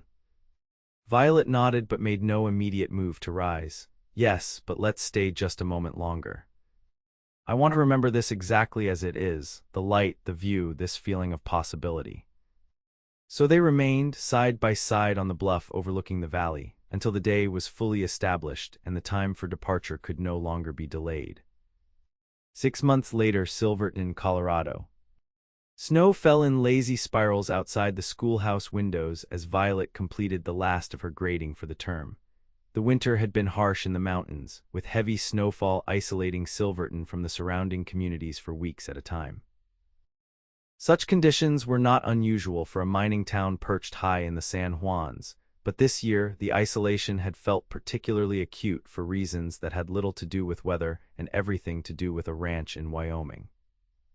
Letters had continued to flow between Violet and Rhett throughout the autumn and winter, slower during the worst of the storms, but steady nonetheless. Each one deepened their connection, building on the foundation laid during those few precious days in Clearwater. Rhett wrote of ranch developments, town council decisions, his hopes for spring expansion of the herd. Violet shared stories of her students, the mining community's struggles and triumphs, her thoughts on books they were both reading based on recommendations exchanged in previous letters. And beneath these everyday details ran a current of growing certainty, of decisions taking shape that would change both their lives. "Miss Montgomery," called a voice from the doorway, interrupting her thoughts. Violet looked up to see Tom Jenkins, now 14 and increasingly gangly with adolescence, stamping snow from his boots as he entered the schoolhouse. "Good afternoon, Tom. What brings you out in this weather?" "Mail finally got through from Denver," he announced importantly, producing a packet of letters from his coat. "Pa said to bring yours straight away since some look personal-like." Violet accepted the letters with a smile, recognizing Rhett's distinctive handwriting on the topmost envelope. "Thank you, that was very thoughtful of both you and your father." The boy lingered, clearly hoping for some hint about the correspondence he'd delivered.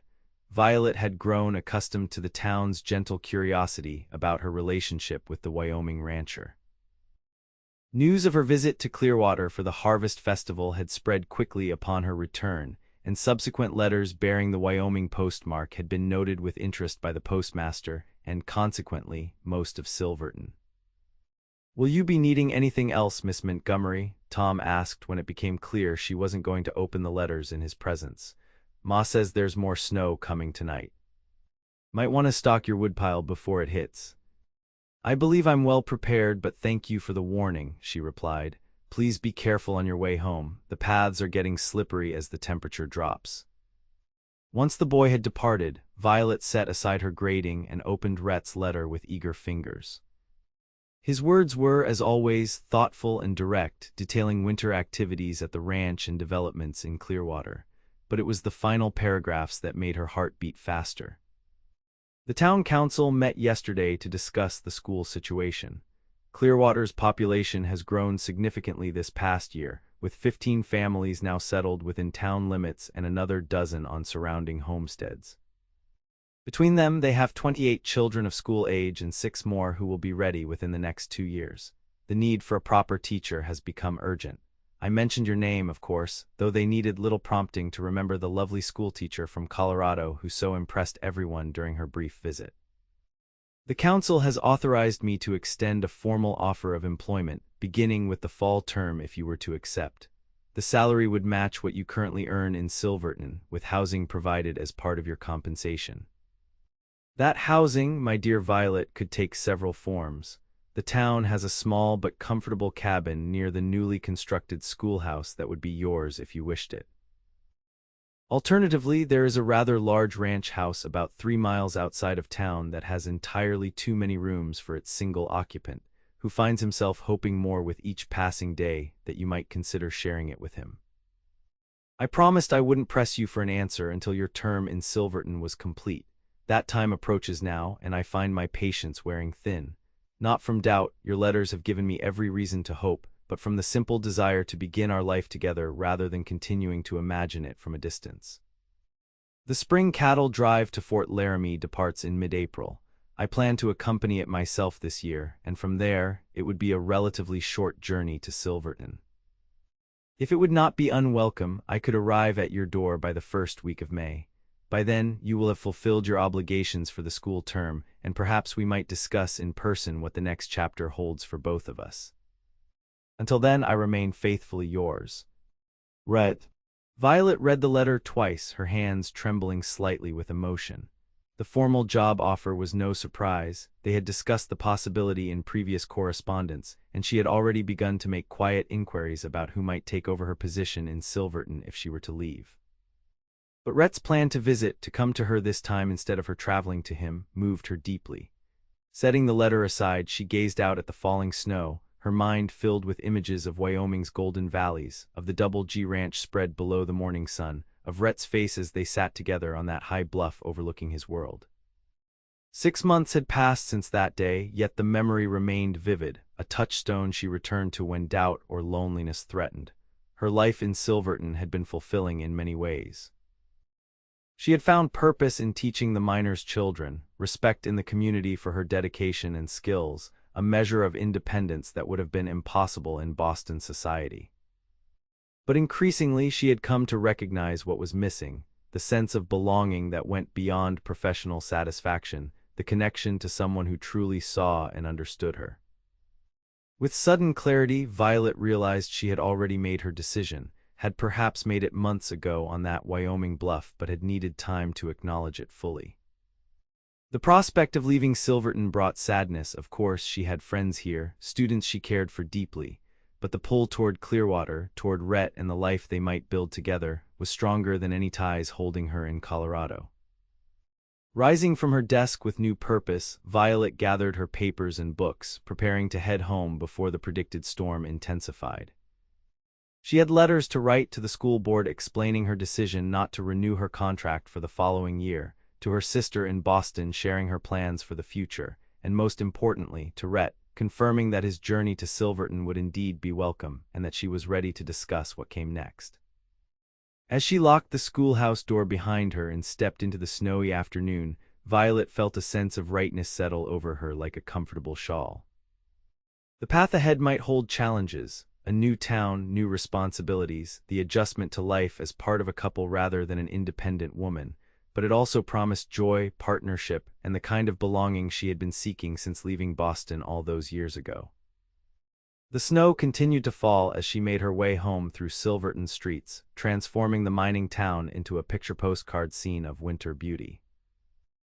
Violet pulled her coat tighter against the cold, her mind already turning to spring, to May sunshine and Rhett's arrival, to beginnings that had started with a lost letter finding its way to the right destination at exactly the right time. Silverton, Colorado, May 1886. The stagecoach rattled into town just after noon, its arrival announced by the driver's horn as it navigated the final turn onto Silverton's Main Street. Violet stood on the boardwalk outside the general store, trying to maintain a composed expression despite the anticipation that had kept her awake most of the previous night. Beside her, Sarah Caldwell gave her hand a reassuring squeeze. "You look beautiful," her friend said kindly. "That new dress suits you perfectly." Violet smoothed a nervous hand over the sage green traveling dress she'd commissioned from Mrs. Chen for this specific occasion. "Thank you, I just hope," she trailed off, uncertain how to express the mixture of excitement and anxiety that filled her. "He'll be just as you remembered," Sarah assured her with the confidence of a happily married woman. "Perhaps even better, absence has a way of clarifying what matters most." The stagecoach came to a stop before the hotel, dust settling around it as the driver secured the brake. As the door opened and passengers began to descend, Violet's eyes searched eagerly for the familiar, broad-shouldered figure she'd been waiting for. And then he was there, stepping down from the coach with the easy grace she remembered, looking around with purpose until his gaze found hers across the street. For a moment, neither of them moved, Violet frozen on the boardwalk, Rhett standing beside the stagecoach, their eyes locked in silent communication.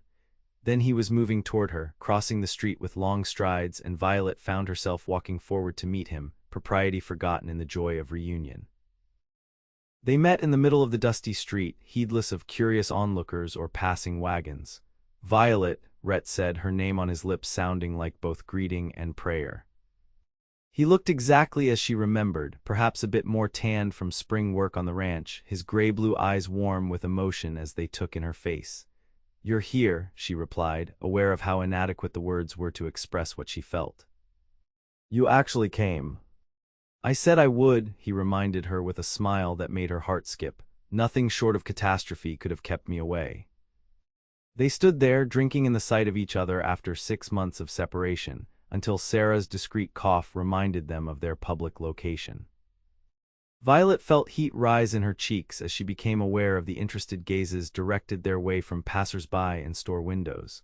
"Let me introduce you to my friend, Sarah Caldwell," she said, turning to include the doctor's wife who had tactfully remained on the boardwalk. "Sarah, this is Rhett Garrison." "Mrs. Caldwell," Rhett greeted her with a respectful nod, moving to join them on the boardwalk. "Violet has mentioned you often in her letters. Thank you for your friendship to her during her time in Silverton." "The pleasure has been mine," Sarah replied warmly. "Violet has been a wonderful addition to our community. We shall miss her terribly when she leaves, though I understand completely why Wyoming holds such appeal." Her knowing smile encompassed both of them. "I've arranged for dinner at the hotel this evening," Violet said, switching to practical matters to cover her emotional state. "Your room should be ready now if you'd like to rest after your journey, or I could show you around Silverton first if you prefer." "I'd like to see your town," Rhett answered, "particularly the school you've written so much about." But first, he reached into his coat pocket and withdrew a small envelope. "I have something for you." A surprise that couldn't wait until dinner. Curious, Violet accepted the envelope and opened it carefully.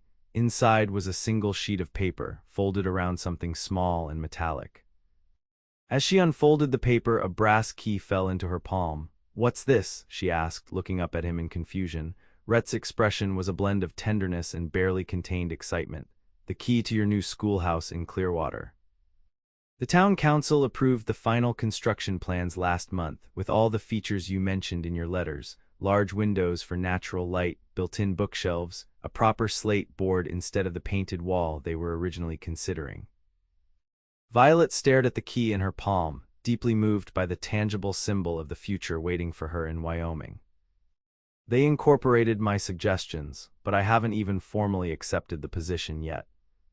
"They have great faith in my powers of persuasion," Rhett replied with a hint of humor, before his expression turned more serious. "And in the sincerity of our correspondence these past months, the school will be ready by August, whether you're the one to open it or not, but I very much hope you will be, Violet." The implications of his words, of the key in her hand, settled around her like a promise. This wasn't just about a teaching position, it was about a life they might build together, a community that was already preparing to welcome her. "I would be honored to be Clearwater's teacher," she said softly, closing her fingers around the key. "Thank you for bringing this to me, it makes everything feel more real somehow." Sarah, who had been watching their exchange with approving interest, tactfully suggested, "Perhaps you'd like to show Mr. Garrison the school first, Violet. I'm sure he'd appreciate seeing where you've made such a difference these past years."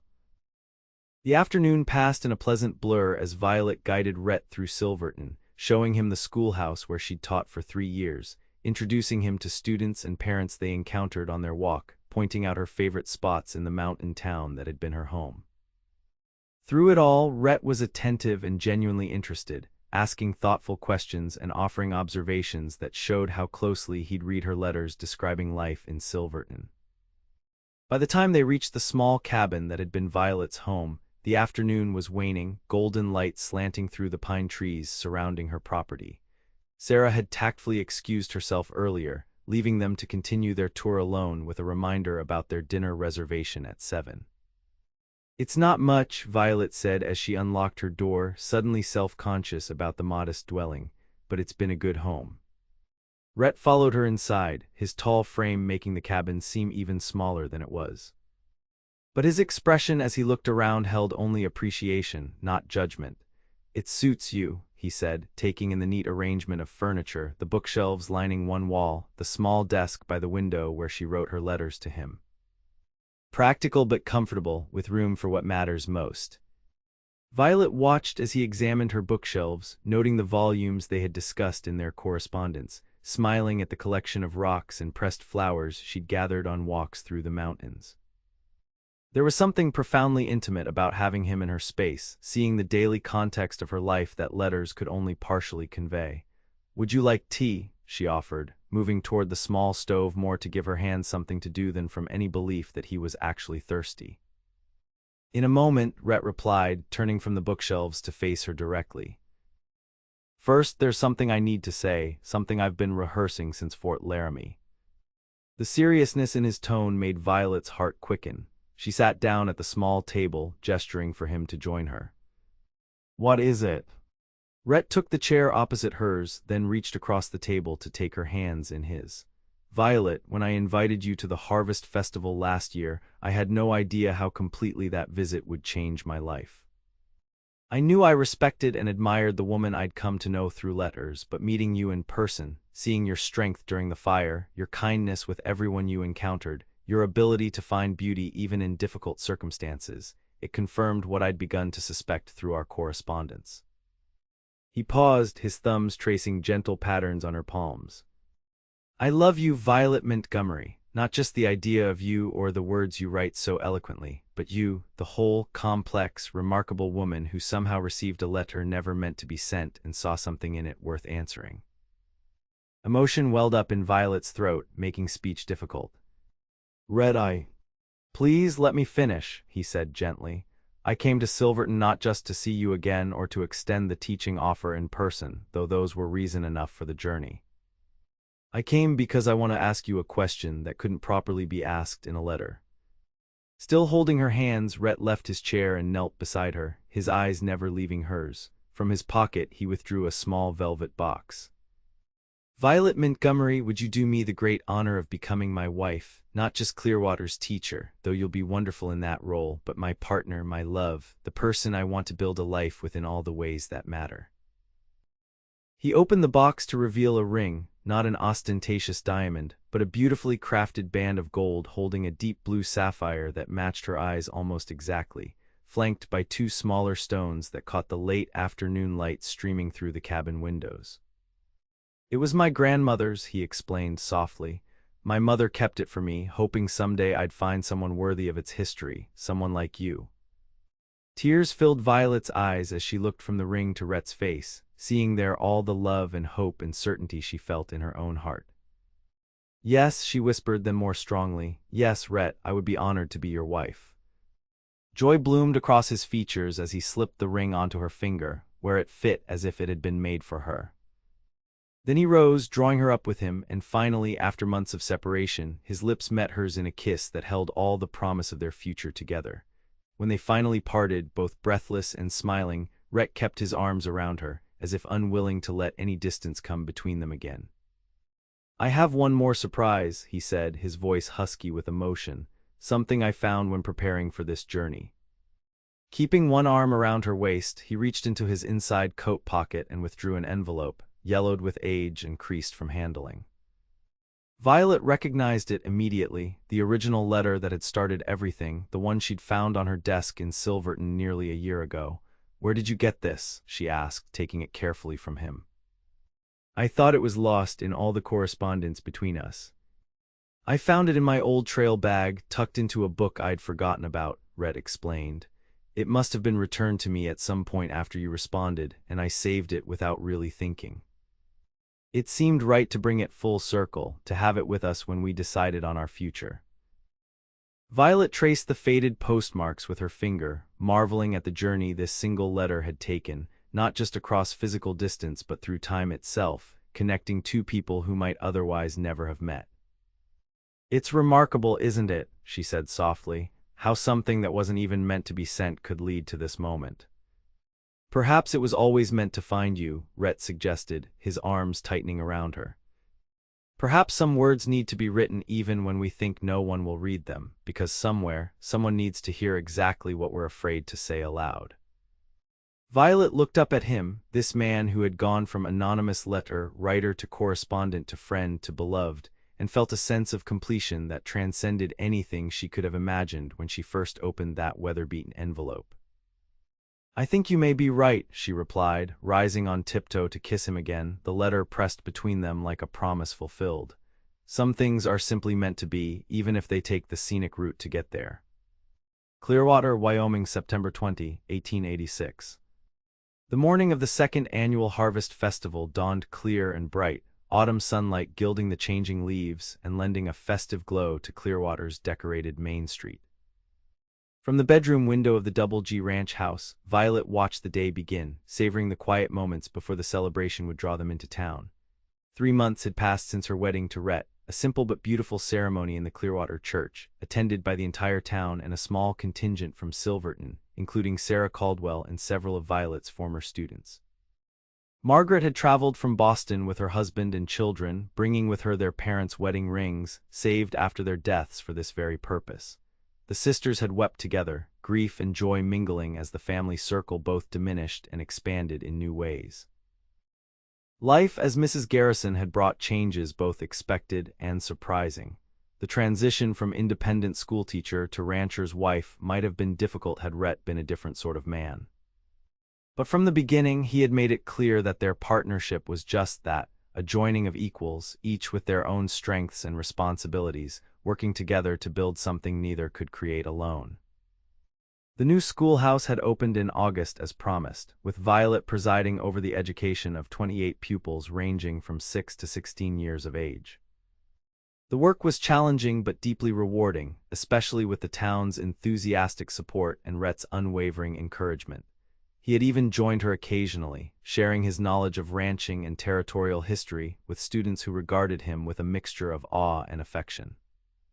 At the ranch, Violet had gradually found her place as well, learning the rhythms of agricultural life, developing relationships with the hands and their families, and transforming the spacious but somewhat Spartan main house into a true home. Books now filled the shelves, fresh curtains softened the windows, and flowers from her newly established garden brightened rooms that had previously served merely functional purposes. And through it all, she and Rhett had continued to discover each other, their bond deepening with shared experiences and daily conversations that needed no postal service to deliver. The connection that had begun with a lost letter had blossomed into a marriage built on mutual respect, shared values, and a love that seemed to grow stronger with each passing day. "Penny for your thoughts, Mrs. Garrison." Rhett's voice interrupted her reverie as he entered the bedroom, freshly shaved and dressed for the festival in his good suit. Violet turned from the window, smiling at the sight of him. "I was just thinking about how much has changed since last year's festival. Remember how we met for the first time at the stagecoach station, how nervous we both were. I remember thinking you were even more beautiful in person than I'd imagined from your letters," Rhett replied, crossing the room to join her at the window. "And wondering if I'd be tongue-tied all weekend." "You did manage to find your words eventually," she teased, leaning into him as his arms encircled her waist, "particularly up on that bluff the morning I was supposed to leave." "Best sunrise of my life," he murmured against her hair. "Though every morning since has been a close contender." Violet turned in his embrace to face him, her expression growing more serious. "I have something to tell you before we head to town. Something I've been waiting to be certain about before sharing." Concern flickered across Rhett's features. "Is everything all right? You've seemed tired lately. I worried the combination of teaching and ranch responsibilities might be too much." "Everything is more than all right," she assured him, taking his hand and placing it gently against her still flat stomach. "But you're right about my fatigue having a cause. We're going to have a baby, Rhett, sometime in early spring, according to Dr. Whitman's calculations." Joy transformed his face as her words registered, his eyes widening with wonder. "A baby, you're certain?"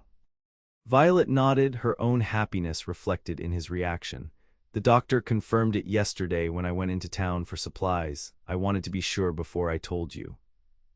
Rhett's response was to lift her off her feet in a jubilant embrace, spinning her around until they were both laughing. When he set her down, his eyes were suspiciously bright. "A child," he said softly, his hand returning to rest protectively over her midsection. "Our child." "The next generation of Garrisons," Violet agreed, covering his hand with her own. "A ranch heir or perhaps a future schoolteacher, or both." "Either way, the luckiest child in Wyoming territory," Rhett declared, bending to kiss her with a tenderness that made her heart swell. "To have you as their mother." They stood together by the window, the morning sun warming them as they contemplated this new chapter in their shared story. Outside, the ranch hands were preparing for the day's festivities, loading wagons with harvest displays and food for the community feast. Life continued its steady rhythm around them, but this moment, this perfect, private joy, seemed to exist in its own special realm of time. "We should tell everyone today," Rhett suggested after a while, his voice vibrant with excitement. "At the festival, the whole town will want to celebrate with us." "Are you sure?" Violet asked. "It's still quite early. Some might consider it premature to announce before the quickening." "I'm sure," he replied with conviction. "This baby is a blessing to our family and to Clearwater. Besides, Mrs. Whitfield will probably take one look at you today and guess anyway. That woman has an uncanny sense for these things." Violet laughed, knowing he was right. The former banker's widow had become like family to them both, her shrewd observations and warm support a constant presence since Violet's arrival in Clearwater. "Very well, we'll make the announcement at the community dinner." As they prepared to leave for town, gathering last-minute items and exchanging occasional kisses that threatened to delay their departure, Violet was struck by how perfectly their lives had aligned, how a series of unlikely coincidences, A dropped letter, a well-meaning storekeeper, a decade of postal wandering had led to this moment of complete happiness. "What are you smiling about now?" Rhett asked as he helped her into the wagon that would take them to the festival. "I was thinking about that letter," she explained, settling beside him on the seat. "The one you never meant to send that somehow found its way to me after 10 years. How different our lives would be if Sam hadn't offered to mail it for you, or if it had been lost permanently instead of delivered to my desk in Silverton." Rhett considered this as he took up the reins, his expression thoughtful. "I like to think we would have found each other anyway somehow, that some connections are simply meant to be, regardless of the particular path they take." "The romantic rancher emerges," Violet teased gently, though his words resonated with her own feelings on the matter. "Next you'll be quoting poetry to the cattle." "Only to you," he promised with a smile that still made her heart skip. "And perhaps to our child who should grow up knowing that even in the untamed West, there's room for both practicality and poetry." As they drove toward town, the autumn sunshine warm on their faces and the future stretching before them like an open book waiting to be written, Violet felt a profound sense of gratitude for the strange, wonderful journey that had brought them together. From a lonely cowboy's letter to a schoolteacher's reply, from separate lives to a shared purpose, from two individuals seeking belonging to a family creating it together, their story had unfolded in ways neither could have predicted but both now treasured beyond measure. The wagon crested the final hill before Clearwater, revealing the town below dressed in its festival finery, flags and bunting decorating the buildings, stalls and displays arranged in the square, children running with streamers, community members gathering to celebrate another year of survival and prosperity on the frontier. It was a scene of simple joy, of hard-won community, of the civilization that had been built through collective determination in this harsh but beautiful corner of Wyoming territory. And at its heart, a cowboy and a schoolteacher whose lives had been transformed by a letter that got lost for 10 years, but had ultimately been delivered at exactly the right moment, when both their hearts were ready to receive its message.